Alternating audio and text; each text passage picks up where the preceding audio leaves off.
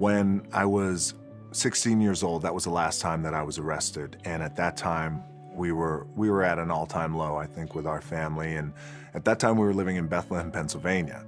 And I am already a pretty big boy, 6'4", 200 and maybe 20, 25 pounds. I had a very bad mustache. I had a chip on my shoulder. Fresh into this high school in Bethlehem, Pennsylvania, Freedom High School. I wanted to use the bathroom, but I didn't want to use the regular boys' bathroom because the boys' bathroom smelled like smoke and all the other fun stuff that boys' bathrooms smell like. So I'd go into the teacher's lounge and a teacher comes in. His name is Jody Swick. Tough guy. He says, "Hey, you can't be in here."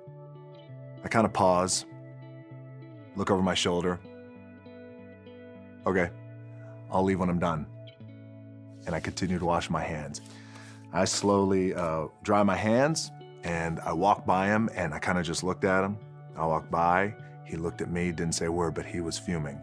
I went home that night and I felt bad. I just felt bad. Very next day, I found him and I went to see him in his class and I said, I just want to apologize for how I acted yesterday and I'm sorry. And I stuck my hand out and he looked at my hand and looked at me, looked at my hand again. He shook my hand. I'll never forget that shake. He wouldn't let it go. He said, "I want you to do something for me." "Yes." "I want you to come out and play football for me." I said, "Okay." He said, "All right. Have your word?" "Yeah, sure. You got my word." I didn't think much of it. I thought, okay, yeah, play some football. Like playing football? Sure, it's cool.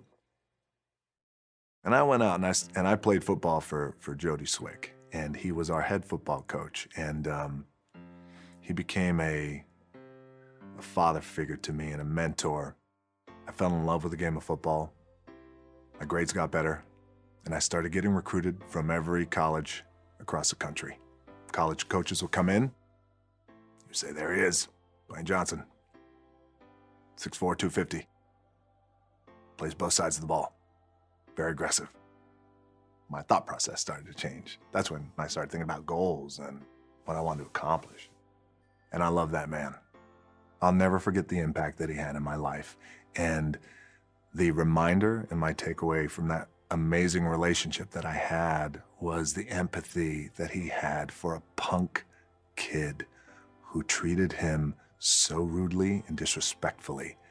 He looked past that BS and said, "I believe in you and I want to turn you around." Oftentimes when I see kids and they have been labeled, "Oh, they're punk kids." True. But there's good in them. And we got to see that potential. And I enjoy that today, seeing the potential in kids just like he did, especially kids who are kind of wayward and have been going through it. So this entire series has been inspired by moments in my life, growing up, young me, teenage me, older me as well. So we run the gamut of all these moments and experiences.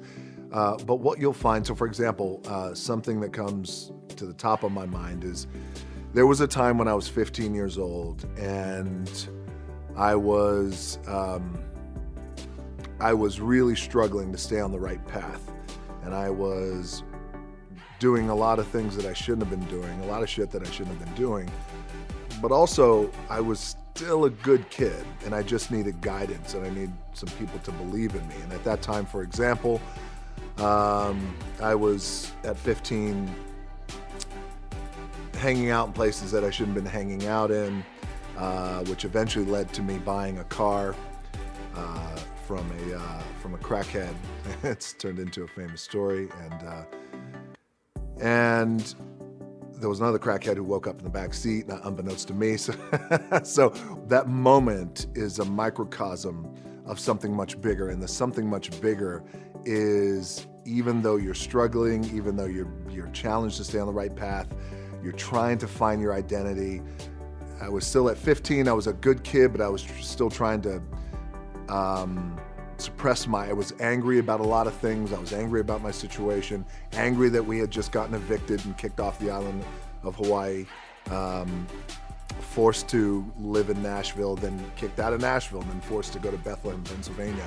So I had a lot of anger at 15, but again, it's a microcosm to, you gotta hold on to that fundamental, and I like to say this, you gotta hold on to that fundamental quality of faith, and having faith that things are gonna get better.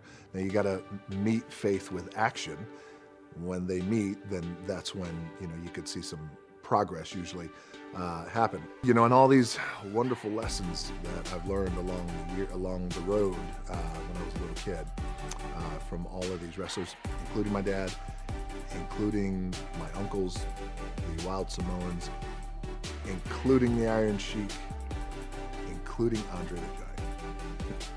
In my business and with everybody else, I'm a big evangelist when it comes to following your gut and your instinct. We in our family and a lot of our friends around us in our circle feel that way too. Where today's headlines are tomorrow's punchlines, and you got to try and find a way to laugh at things. And when things are just really, at times, really so fucked up, and you get through it, sometimes the best thing to do is look back and count your blessings. We got through it on the other side. We're no longer in the sludge. Now we're better. There was a time in which you thought about playing professional football, coming out of the University of Miami. I did. Miami University. I did, sure. And it didn't work out. No, it really didn't. I failed. Right. And anytime you're at a program like that, a big school like that, and there's a lot of people around you. I played with great players, Warren Sapp, Ray Lewis, and you watch these guys enjoy the fruits of their labor. They're signing these multi-million-dollar contracts, and you work so hard for something for 5 years, just like I did. And you commit yourself and you sacrifice things. You have no money. And then when draft time came along, I had a dismal senior year. I got hurt. Got beat out by Warren Sapp, which, okay, I'll take that one. Right. And he did all right. Yeah, he did all right for himself. I thank him every time I see him. I know. I'd say he'd rather. The question is, Warren, would you rather be where The Rock is, or would you rather be where you are? So I'm happy where I'm at. Yeah. But because you're at the beginning of a career, and he's. Yeah, where? sure. Well, I think he's going to do great. I think he's going to finish out his career out there in Oakland. But I had such a dismal senior year. Didn't get drafted. No free agent contract. Sitting on my butt now, thinking, what am I going to do? Instead, I signed with the CFL, and I played up in Calgary, and it was horrible. It really was horrible. The stories of how you lived. Sure, it was bad. I had no money to begin with, but then to go up there, and I was making $300 a week Canadian in a 2-bedroom apartment, living with 4 other guys, one guy in the living room, and literally we got our bed out of a seedy sex motel, to be honest with you, out in the back. They were in the trash, and that was my mattress with urine and everything else you could possibly imagine that was on it. And so that was it was very, very humbling. And so I lived like that for about 2-3 months, and I got cut from the football team. And after that, I went back home to Miami, and at that point I knew, like, I'm done. I want to close this chapter of my life. Did you have to call your father that night? I mean, your father seems to have had a profound influence on you. Well, my dad and certainly my mom. And your mom, for both, sure. Sure. But he had a wrestling experience. Oh, exactly. Yeah. So there was that connection. So when I went back home, the night I got home, now my girlfriend at that time, who ultimately became my wife, she was struggling too, trying to make ends meet. As a matter of fact, the ends could not have been further apart for the both of us. So I had said, I don't want to play football anymore, and I think I want to try wrestling. Now, why did you think that? You know why? Because I grew up in the business. I grew up in wrestling. And I loved wrestling, growing up. And I always thought, like, I never ever want to live with regret. I thought, if this is something I want to do, and I said, I would like to try this. Because I couldn't think, like, 5 years from now, I couldn't fathom not trying it and thinking to myself, man, I wish I had. I wish I would have. So I got to be honest with you. I was telling her, I said, so I'm going to try. I called up my buddy who let me paint in the summer. Kay, do you have a job? Sorry, I don't have a job. Thinking, man, what am I going to do? She said, and it was probably about 9 o'clock at night. She said, you need to go now. If this is what you're going to do, then you go and you pursue your dream, and you give 100% effort, like I know you will.